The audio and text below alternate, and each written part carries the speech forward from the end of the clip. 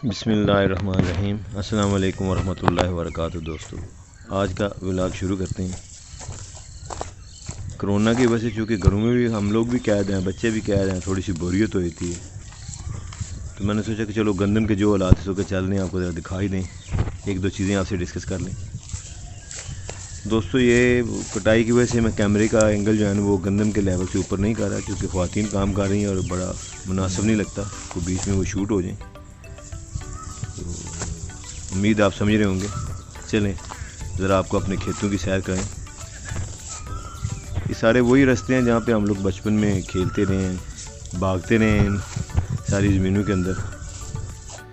आगे जाएं तो हम लोग ये याद आ गया मुझे कि यहाँ पे एक कुआँ था, बहुत पुराना कुआँ। आपको कोयल की आवाज़ आ रही होगी, इसी तरह यहाँ कोयलें बैठ के बोला करती थी, लेकिन अब तो वीरान हो गए। मैंने अपने पहले व्लॉग में कहा ये हमारे गाँव की निशानियाँ थी, पता चलता था हम लोग गांव में, लेकिन अब तो ये बेचारा सारा खंडर बन गया हुआ है। बहुत ही अफसोस होता है इस तरह के हालात देख के। सारे कुएँ बर्बाद हो गए, कोई चीज़ बाकी सलामत नहीं रही। बहरहाल ये तरक्की के साथ ये तो होना ही था ये वाला मामला। मैं जिस दो खेतों के अंदर खड़ा हूँ, सॉरी, एक खेत के अंदर नहीं हूँ, दो तरह की दो किस्म की गंदम यहाँ पे लगी हुई है। मैं उसी की तलाश में था जहाँ पे मैं बैठे हूँ। आपको बताऊँ, एक ये देखें, इसकी बालियाँ देखें, ये एक नई है जिसमें इसकी बाली का साइज़ बड़ा है, शायद दाने भी ज़्यादा होते होंगे इसके अंदर। इसकी बाली के बाहर ये तिनके निकले होते हैं, अब देख रहे हैं। एक दूसरी ये कोनी, हम लोग उसको कहते हैं कोनी, शायद देसी भी कहते होंगे इसको। इसकी बाली का साइज़ छोटा, ये देखें, इसके बाहर कोई चीज़ नहीं है। अब इस पे आए, एक और फ़र्क है इसके अंदर। गांव के अंदर बस यही होता है, वो पता नहीं, अब उसमें भी शायद इतने दाने होते होंगे।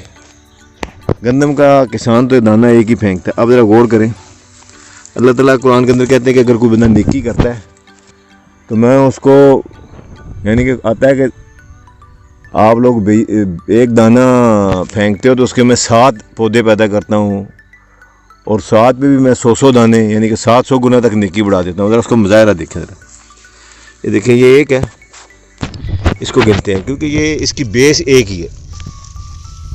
ये देखें ज़रा, मैं आपको दिखाऊँ, ये देखें ज़रा, गिने इसको, 1 2 3 4 5 6 और ये 7। ये पौधा नीचे से देखें तो एक, यही हाल है, किसी में 7 हैं, किसी में 8 है। अल्लाह ताला कहता है जिसको चाहता हूँ मैं बढ़ा देता हूँ। ये बनती हैं 7 बालियाँ।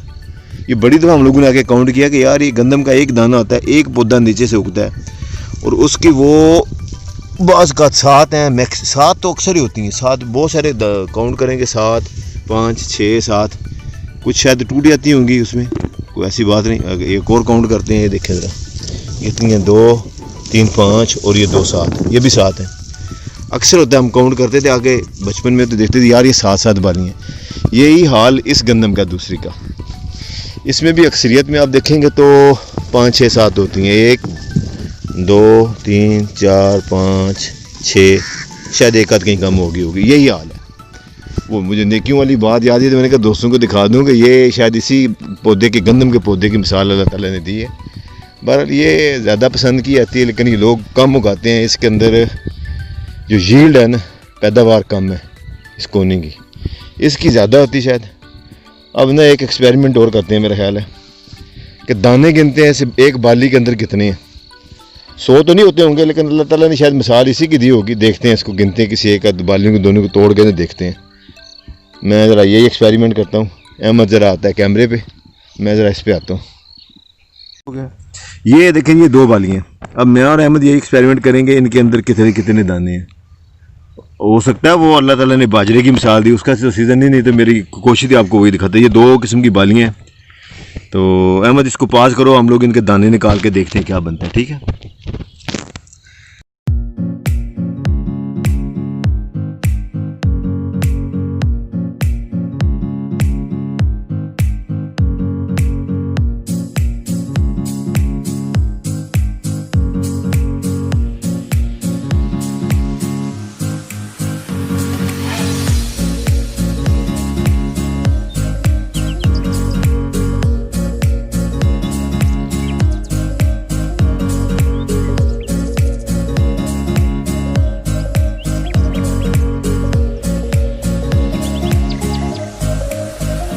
दोनों बालियों के दाने निकालने के बाद मैंने रन को साफ़ किया, हाथ पे फूंक मार के।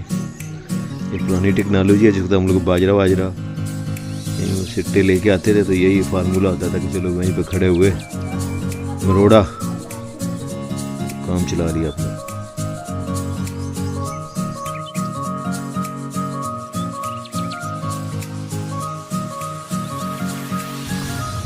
अब इलेक्शन में वोटों की तरह जिस तरह गिनती होती है, वहाँ पे दानों की गिनती का मामला स्टार्ट हुआ बड़ी मुहतात अंदाज से। मैंने सारे दाने गिने, तो खैर एक में मेरे ख्याल 62 निकले और दूसरे में 54 थे, 2-4 मरे हुए दाने छोड़ के। बहरहाल ठीक ही था, बराबरी थी तादाद इनकी एक जैसी। आखिर में मेरा वही पसंदीदा खेल, जब अहमद जाए तो कैप शफल सेल्फी। इसके बाद कुछ दूसरी तस्वीर आगे पीछे बनाई है। कश्मीर के पहाड़ है सामने, उनकी तस्वीर ली। ये भी वही है मंजर, लाइव मंजर जूम आउट किया। इस वक्त फसलें बिल्कुल रेडी हैं अल्हम्दुलिल्लाह। ये वो जगह जहाँ हम लोग किसी ज़माने में आते थे बाहर सैर करने। ये गांव के बाहर का, मैं गांव को जूम इन किया हुआ है। काफ़ी दूर निकल आए थे गांव से हम लोग, काफ़ी बाहर आ गए थे दूसरे गांव के पास। खैर यही ज़िंदगी है देहाती, साफ़ सुथरी आबो हवा, न कोई टेंशन, न लेना न देना, न धुआं न शोर शराबा। उम्मीद है दोस्तों आपको ये व्लॉग पसंद आया होगा। बस इसी तरह ही फिर वापसी की राह ली, गांव से वापसी। कुछ चारा लगा हुआ था जानवरों का,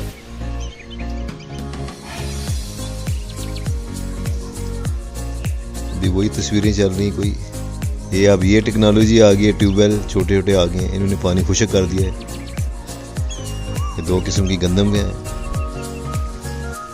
कटाई बस जो बांध बांध के रखते जा रहे हैं। कल को थ्रेशर आएगा तो ये इंशाल्लाह सारे मामला सीधे हो जाएंगे।